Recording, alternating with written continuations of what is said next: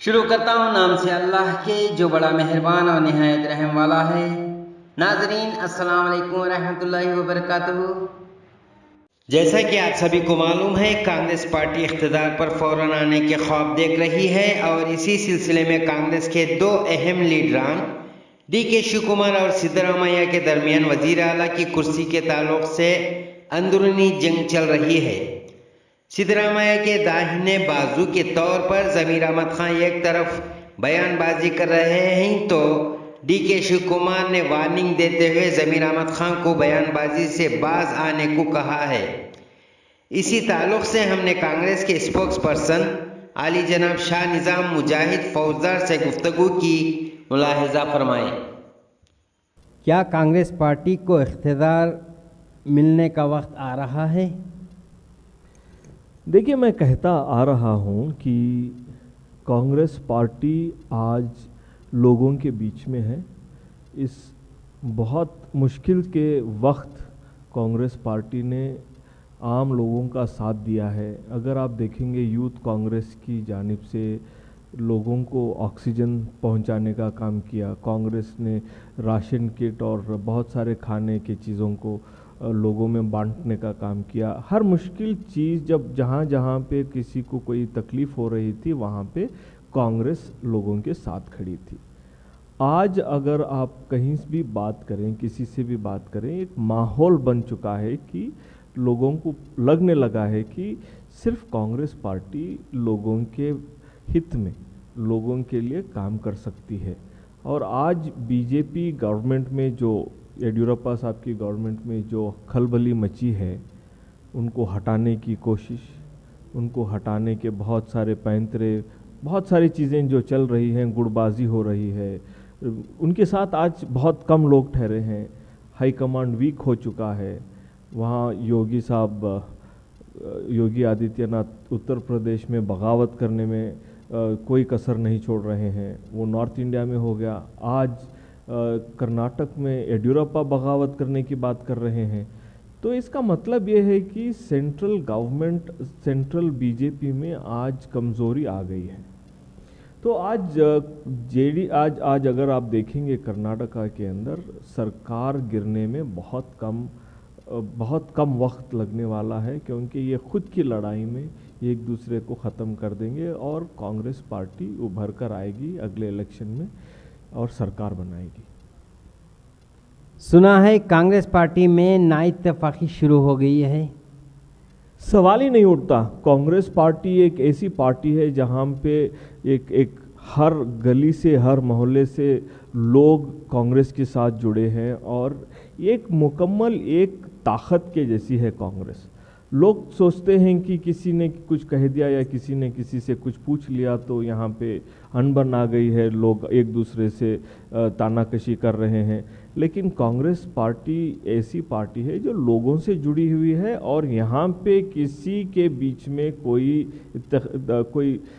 Differences हो या कोई एक दूसरे से अनबन हो, ये सवाल ही नहीं उठता। कांग्रेस ग्रुप बंदी शुरू हो गई है कांग्रेस में, ऐसे बात सुनने में आ रही है। देखिए, कांग्रेस पार्टी में ग्रुपबाजी ये कहना एक तस्वुर की बात है। कोई भी कह सकता है ये इस आदमी का ग्रुप है, उस आदमी का ग्रुप है, या इस लीडर का ग्रुप है, या ये 2-3 लीडरों का एक ग्रुप है। कांग्रेस पार्टी एक बहुत बड़ा ग्रुप है। वजीर आला की कुर्सी को लेकर ग्रुप बंदी शुरू हो गई है, ऐसा नज़र में आ रहा है, सबकी नज़र में आ रहा है। इतना यकीन रखिएगा आप कि कांग्रेस पार्टी का CM, चीफ मिनिस्टर बनेगा। कौन बनेगा, कैसे बनेगा, ये आला हाईकमांड तय करेंगे। तो इसमें अभी कौन बनेंगे, कैसे बनेंगे, कि कब बन जाएंगे, कहाँ कौन बना देगा, कैसे बनेगा, कांग्रेस पार्टी बहुत बड़े बड़े लीडरों से भरी पड़ी है और आला कमांड जो दिल्ली में है वो डिसाइड करेंगे। लेजिस्लेटिव जो एक ग्रुप होता है, चुने हुए MLAs और लेजिस्लेटिव पार्टी जो होती है कांग्रेस की, वो तय करेगी कि अगला चीफ मिनिस्टर कौन बनेगा।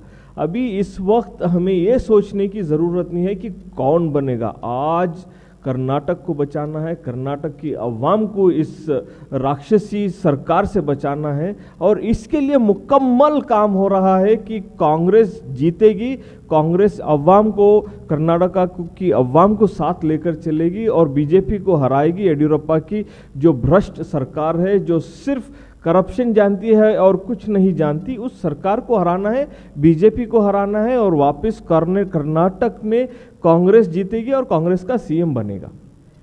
अभी बीजेपी हुकूमत के 2 साल बाकी हैं और अभी से कांग्रेस में वजीर आला की कुर्सी को लेकर बयानबाजी शुरू हो गई है, ऐसा क्यों?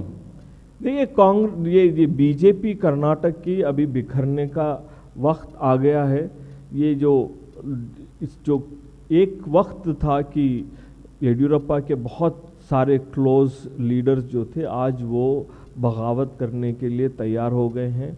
अगर आप एथनाल को लें, वो येडियुरप्पा के खिलाफ बोलने लग गए हैं, ये ईश्वरप्पा खिलाफ बोलने लग गए हैं।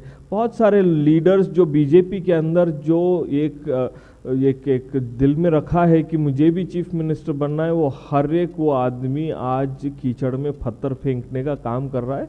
ये अच्छी बात है, ये खुद टूटकर गिर जाएंगे, उसके बाद में आवाम को खुशी होगी कि बीजेपी की सरकार गिर गई और कांग्रेस की आएगी। क्या कांग्रेस हाईकमांड कमज़ोर पड़ गया है जिसकी वजह कुछ लीडरान ऐसी बयानबाजी कर रहे हैं? कांग्रेस हाईकमांड ना कभी कमज़ोर था, ना कभी कमज़ोर होगा।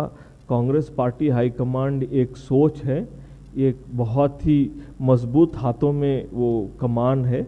यहाँ पे कोई अगर कहता है कि कांग्रेस पार्टी का हाईकमांड वीक हो गया है, ये बिल्कुल गलत बात है। और उनकी सोच और मैं सोचता हूँ कि उनके पास कोई इन्फॉर्मेशन नहीं है, इसको सही इन्फॉर्मेशन देखना नहीं चाहते, वो सियासत करने के लिए ये सी बातें कर सकते हैं।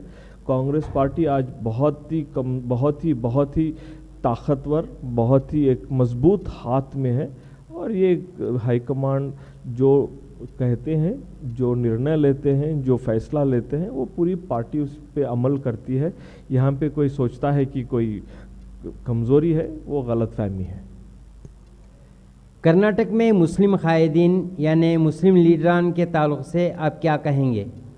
देखिए, कांग्रेस पार्टी में मुस्लिम लीडरान की जो नुमाइंदगी है, ये एक तारीखी चीज़ है। आज से नहीं, कल से नहीं, ये जब से आज़ादी है तब से कांग्रेस पार्टी में मुस्लिम लीडरों की एक बहुत बड़ी भूमिका रही है। इस देश को ताकतवर और मजबूत बनाने में बहुत सारे मुसलमान लीडरों का उसका ताउन रहा है।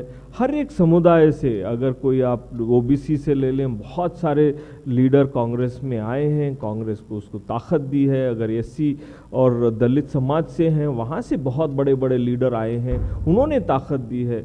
और हर ऊपरी ज़ात से हो या कोई भी समुदाय से, कोई भी मज़हब से हो, कांग्रेस पार्टी में ऐसे बहुत सारे लीडरों की एक बहुत बड़ा एक जो कहते हैं गुलदस्ता, जो कहते हैं कांग्रेस पार्टी में ऐसा गुलदस्ता है। और जो आपका सवाल रहा कि क्या मुस्लिम लीडरों की ताकत कम हो रही है या नहीं है या है, मैं सोचता हूं कि बहुत ज़्यादा ताकत है। एक हमारी बहुत बड़ी जिम्मेदारी है इस देश को साथ में रखकर और इस देश की तरक्की के लिए काम करना एक हमारी जिम्मेदारी है। और हम हर लम्हे में हम उस जिम्मेदारी को निभाते आए हैं। फिर मुस्लिम लीडरान को क्यों ख़त्म किया जा रहा है? कांग्रेस में आप तारीख़ में देखें तो कितने मुस्लिम लीडरान थे, आज के माहौल में कितने मुस्लिम लीडरान हैं? मुस्लिम लीडरान को क्यों ख़त्म किया जा रहा है कांग्रेस से? आप मुझे बताइए कि कोई एक एग्जाम्पल दीजिए कि जहाँ पे मुस्लिम लीडर्स को ख़त्म करने का कोई एग्जाम्पल हो।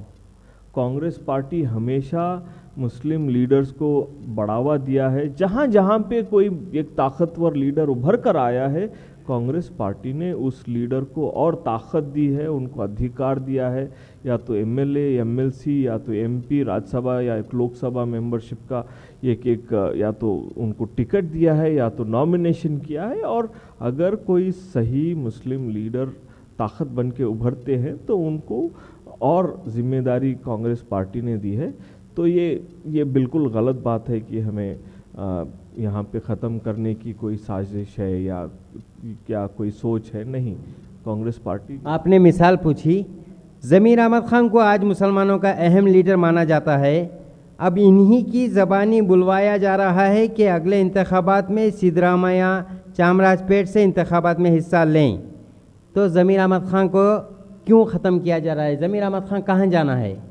देखिए, पहली बात कहना कि सिद्धरामैया साहब चामराजपेट से आने वाले इंतखाब में वो वहाँ से हिस्सा लेंगे, मैं एक बात सबको साफ साफ कह देना चाहता हूँ कि अगर सिद्धरामैया साहब कर्नाटक के 224, 223 कोई भी कॉन्स्टिट्यूएंसी से वो इलेक्शन करेंगे, यहाँ जहाँ पे ठहरेंगे, वो 100% जीत कर आएंगे।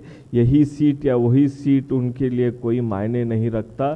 सिद्धरामैया साहब का बहुत बड़ा ख़त है, लोग उनको बहुत दिल से चाहते हैं और सिद्धरामैया साहब को यही सीट या वही सीट की ज़रूरत नहीं है, कहीं से भी कर्नाटक में वो इलेक्शन करेंगे, वो जीत कर आएंगे। और रही ज़मीर साहब को हटाने की बात, या वो खुद उन्होंने अपने बड़े दिल से, अपना दिल उनका बहुत बड़ा दिल है, उन्होंने कहा कि अगर सिद्धरामैया साहब चाहते हैं तो वो मेरी कॉन्स्टिट्यूएंसी से कंटेस्ट कर सकते हैं, लेकिन सिद्धरामैया साहब ने कहा है कि नहीं, ज़मीर साहब वहीं से लड़ेंगे और वहीं से एमएलए बनेंगे और गवर्नमेंट का हिस्सा बनेंगे।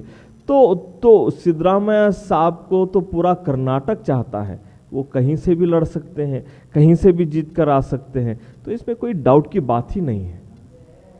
आपने कहा ज़मीर अहमद खान खुद उन्हें वहाँ से खड़ने के लिए कह रहे हैं। ज़मीर अहमद खान साहब का दिल बहुत बड़ा है, लेकिन सारी रियासत की अवाम ज़मीर अहमद खान पर उम्मीद लगाए बैठे हैं कि हमारा लीडर ज़मीर अहमद खान हैं। अगर ज़मीर अहमद खान वहाँ से नहीं खड़े और उन्हें सियासत से हटा दिया गया, अगर से वो अपना बड़ा दिल करके हट जाएं, तो अवाम क्या करना चाहिए? वक्त आने दीजिए, पहले बीजेपी की सरकार को गिरने दीजिए। अपने खुद के वज़न से वो आज बिखर रही है, गिर रही है, टूट रही है, उसको पहले अपने आप गिरने दीजिए। जब इलेक्शन आएगा, इलेक्शन कमेटी की जो कमेटी इलेक्शन कमेटी की मीटिंग जो होती है, तब डिसाइड किया जाएगा कि कौन कहाँ से इंतखाब में हिस्सा लेंगे। जब वो वक्त आएगा तब उसका जवाब दे देंगे। जब आप वक्त का इंतज़ार कर रहे हैं और मुस्लिम कायदीन को एक एक करके ख़त्म किया जा रहा है, और इस वक्त में आप कह रहे हैं कि आप इंतज़ार करिए, जब पूरे ख़त्म हो जाएंगे तब करेंगे। क्या करेंगे? ना उनको ख़त्म करने की कोई बात आई है। एक बहुत बड़े, बहुत ही एक मैं कहता हूँ one of the best leaders हमारे कौम के हैं, तो हमारे कौम की उम्मीदें उनसे लगी हुई हैं। सिर्फ उन्हीं से नहीं, हमारे तनवीर सेठ साहब हैं, हमारे हारिस हैं, रिजवान अरशद हैं, नासिर हुसैन हैं, रहमान खान साहब हैं, नसीर अहमद हैं, बहुत सारे ऐसे लीडर हैं। अगर रहीम खान को देखेंगे वहाँ पे बीदर में हैं, फिरोज़ सेठ आप बेलगाम में देखेंगे, सनदी साहब हैं, बहुत सारे लीडर्स हैं। Across the state we have Muslim leaders. तो किसी ने किसी को ख़त्म करने की कोई बात ही नहीं की है। ये तो सिर्फ अफवाहें हैं, उड़ते रहने दीजिए, अच्छी बात है। अफवाहें हैं तो लोग बात करते रहेंगे, अपोजिशन पार्टीज़ को एक बात करने का मौका मिलता है, करने दीजिए। जब सियासत में हमने एक बीड़ा उठा रखा है कि कांग्रेस पार्टी को जिताएंगे, हमारी कौम को आगे लेकर आएंगे और इस कौम को और कर्नाटक की अवाम को और उनको सहूलतें देंगे, एक अच्छा एडमिनिस्ट्रेशन देंगे, एक अच्छी सोशल पॉलिसीज़ और एडमिनिस्ट्रेशन देंगे, तब की बात करेंगे। आज एक सबसे अहम चीज़ जो है, आज जो बीजेपी ने जो कोविड के कहर में कोई मदद नहीं की, ना चीफ मिनिस्टर ने कुछ किया, ना इतने सारे मिनिस्टर्स रहे जो कोविड मैनेज कर रहे थे, सिर्फ बेड स्कैम में रह गए, पीपीई स्कैम में रह गए, तो ये प्रोक्योरमेंट में हर चीज़ के घोटाले में वो बिजी रहे, तो आवाम को बहुत तकलीफ हुई है। आज इस भ्रष्ट सरकार को हटाना है, ये सबसे बड़ा हमारा मकसद होना चाहिए। देखते हैं आने वाले इलेक्शन में बहुत सारे लीडरों को एक अपॉर्चुनिटी मिलेगी, उस अपॉर्चुनिटी में हम जीत कर आएंगे और ताकत और मजबूत करेंगे। As a Congress spokesperson आप क्या समझते हैं, क्या ज़मीर अहमद खां हमारे रियासत कर्नाटक के अच्छे कायद हैं या नहीं? कांग्रेस क्या सोचती है? आप अगर ये बहुत इंटरेस्टिंग सा सवाल है। क्या मैं सोचता हूँ और मेरी सोच और जो हकीकत है, आज हज़ारों लोग, लाखों लोग उनको बहुत चाहते हैं, मोहब्बत करते हैं, प्यार करते हैं, उनके साथ जुड़े रहना चाहते हैं। हकीकत ही हमारी सोच है। जो ज़मीनी हकीकत है वही हमारी सोच है। जो हमारी सोच है अल्लाह के फजल से और अल्लाह की रहमत से वो रियलिटी है। तो लोग साथ हैं, पार्टी साथ है, तो कौन हरा सकता है ये बताइए? कौन हरा सकता है? किसकी हिम्मत है ये बताइए कि जो ऐसे लीडर को हरा सकते हैं? कौन हरा सकता है? आप सोच लीजिए। मेरी सोच तो है, मैंने कह दिया कि मेरी सोच ऐसी है और आवाम की सोच ऐसी है। जब रियलिटी ये है तो आप मुझे बताइए कि कौन हरा सकता है? कौन? हार जीत का सवाल तो तब आएगा जब वो इंतखाबात में खड़े होंगे। जब अगर सिद्धरामैया को लेकर के वहाँ खड़ा देंगे तो वहाँ सवाल ही नहीं आएगा हार जीत का। इस कोरोना और कोविड के सेकेंड वेव में इन्होंने 3 अपने ज़ाती पैसों से कोविड सेंटर्स बनाया। Oxygen centre, oxygen storage system और सप्लाई सिस्टम उन्होंने बनाया। लोगों में राशन के किटों की बंटवारा बिना सोचे समझे सबको बांट दिए। किसी को कोई तकलीफ थी, उनकी तकलीफ दूर की गई। उन्होंने किसी की तकलीफ को ना देखते हुए उन्होंने उनकी माली तौर पे उनकी मदद की। वैसे ही नासिर हुसैन साहब ने बल्लारी में 4 लाख केजी का राशन उन्होंने बांटा है। 4000 लोगों को रोज़ खाना खिला रहे हैं। अगर आप वही देखेंगे तो हर एक मुस्लिम लीडर जो है आज लोगों से जुड़ा हुआ है, सिर्फ अवाम से नहीं, सिर्फ अपनी कौम से नहीं, हर अवाम, हर एक जो मज़हब से आते हैं उनसे जुड़े हुए हैं। तो आप मुझे बताइएगा कि कौन हरा सकता है? अगर ये आपको जवाब मिल जाएगा ना कि कौन हरा सकता है, तब इस बात पे हम फिर से चर्चा करेंगे।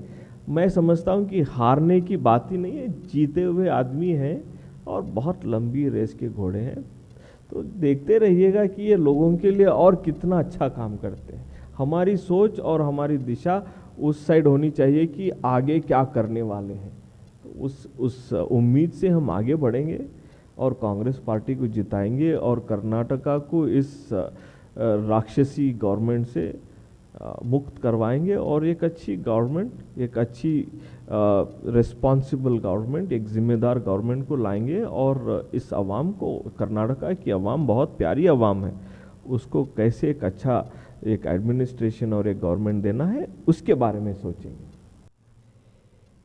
डीके शिवकुमार और सिद्धरामैया के दरमियानी जंग में ज़मीर अहमद खान की लीडरशिप को धक्का पहुंचाया जा रहा है, ऐसा क्यों? देखिए, द वॉर किसके बीच में जंग है? सिद्धरामैया साहब और डीके शिवकुमार साहब के बीच में। मैं सोचता हूँ और मैं समझता हूँ यह हकीकत यह है कि जंग अच्छाई और बुराई के बीच में है, कांग्रेस और बीजेपी के बीच में है। The war is between the good and the bad. The good is the Congress and the bad is the BJP and the war is between the two. इस जंग में सिद्धरामैया साहब और डीके शिवकुमार साहब की कलेक्टिव लीडरशिप में ये जंग लड़ी जा रही है और इस जंग को जीतने की सोच में हमें मसरूफ़ होना चाहिए। और ये देखिए, ये बीजेपी की साजिश हो सकती है कि मीडिया में कोई स्टोरी पेर दिया जाए कि इन दोनों में लड़ाई है। ये लड़ाई वड़ाई कुछ नहीं है, ये कलेक्टिव लीडरशिप की एक अच्छाई की, एक बुराई के खिलाफ लड़ाई है। इसमें हम बिजी हैं, और इसमें अगर आप जो कहते हैं कि ज़मीर साहब की लीडरशिप को धक्का पहुंच रहा है, ये बिल्कुल गलत बात है कि उनको कोई धक्का पहुंचने वाला है या उनको कोई तकलीफ होने वाली है। उनकी लीडरशिप महफूज है, वो अपनी लीडरशिप को बढ़ाते हुए आगे बढ़ रहे हैं। हर कांग्रेस का लीडर का एक ही लक्ष्य है, the only goal of every Congress man is to become strong and stand with the people of Karnataka and defeat this corrupt government, corrupt BJP government. एक ही लक्ष्य है, ये एक ही गोल है और कुछ नहीं है। किसी के बीच में लड़ाई नहीं है कांग्रेस के अंदर, लेकिन इस लड़ाई को ज़मीन पे लड़ा जाएगा बीजेपी के खिलाफ और उनको शिकस्त दी जाएगी, उनको हराया जाएगा और इस सरकार इस कर्नाटका स्टेट को इस बुरी ताकत से मुक्त किया जाएगा। ऐसा है तो डीके शिव कुमार ने कल ज़मीर अहमद खान को वार्निंग क्यों दी थी और आज हाई कमांड को शिकायत करने के लिए दिल्ली क्यों गए हैं? देखिए, ये कभी कभी कुछ एक पर्सनल ओपिनियन हो जाता है, कभी कभी तो एक पार्टी लाइन के हिसाब से कुछ कहना पड़ता है। तो डीके शिव कुमार साहब आज कांग्रेस पार्टी के प्रेसिडेंट हैं। He is the president of all the Congress workers of the Karnataka and he is the high command. So some certain things have to be in consent with the president of the party and has to be made public. So in that regard, it's basically a term. It's basically what do you say? We have a protocol in the party. एक हमारे बीच में एक protocol होता है, उस protocol को manage करना है, उस प्रोटोकॉल के हिसाब से चलना पड़ता है। तो एक नॉर्मल करेक्शंस होते हैं ये। तो आप इस नॉर्मल